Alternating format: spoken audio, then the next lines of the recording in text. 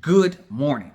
I am a retired service member from the United States Navy. I did 22 years, and I want to really weigh in on what we are seeing right now when it came to the leak that happened. When it came to the leak, we have these classifications: confidential, secret, and top secret.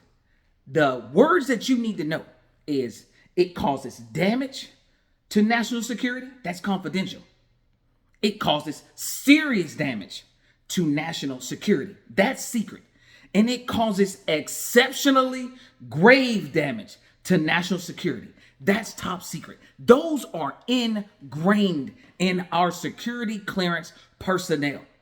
You train before you get access to anything of that information, because you need to understand that when you sign and say, I am now responsible for this information, we tell the lowest service member, your child, come in 17, 18, 19, 20 years old, you mess up here, it will cost you your life. You can go to federal prison forever.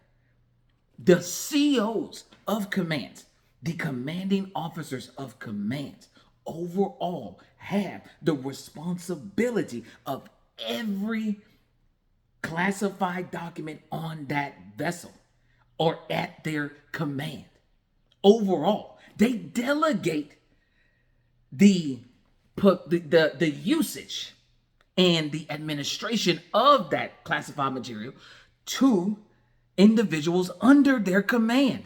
This is serious. And for all of my service members that are watching, even though we're watching service members, people who have served in the military, people who should understand this, even though we're watching that happen, you stay locked in, because it does matter.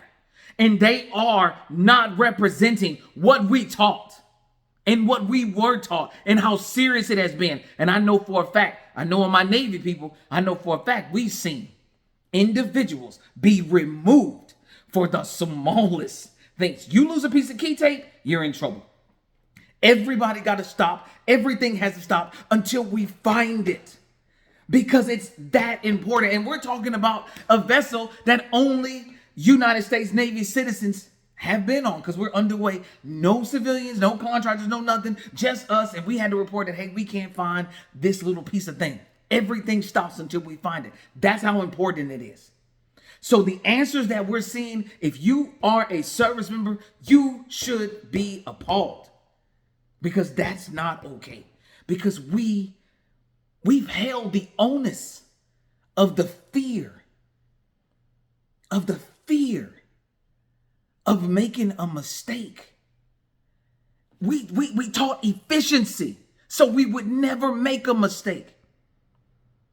As it spread, we were trained, qualified, and then had to sign documents to say that, hey, if a mistake happens, you're still responsible for that, because you knew better, because you were trained, and because you signed this document that says you knew better.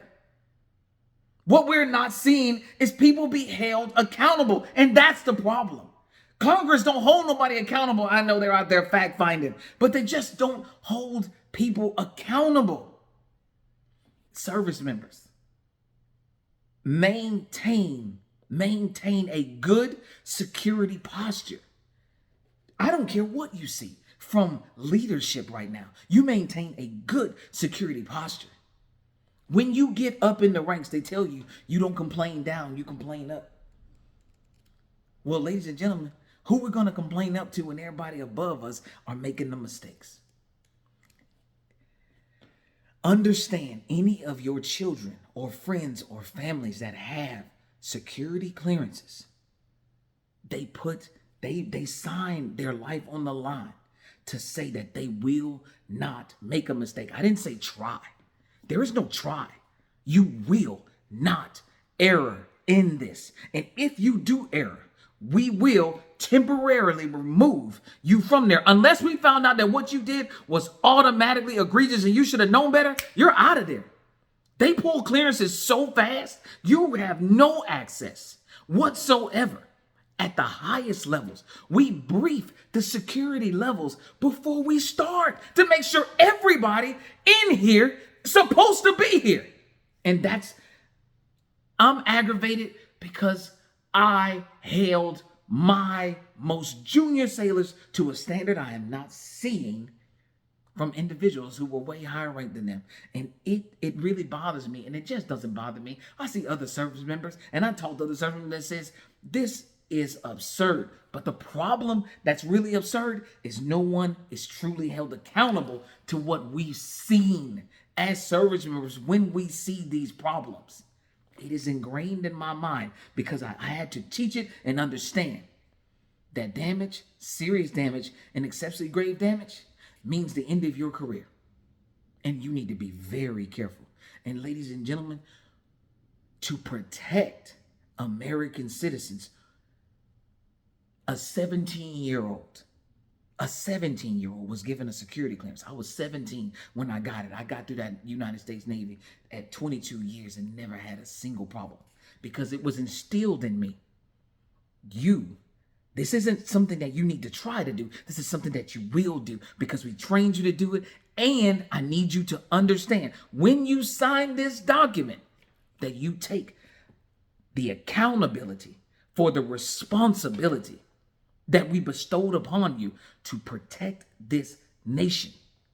Not to protect an individual, to protect the citizens of the United States of America. So when you see this stuff happening, you understand what it took, what it means when you send your children and they get security clearances.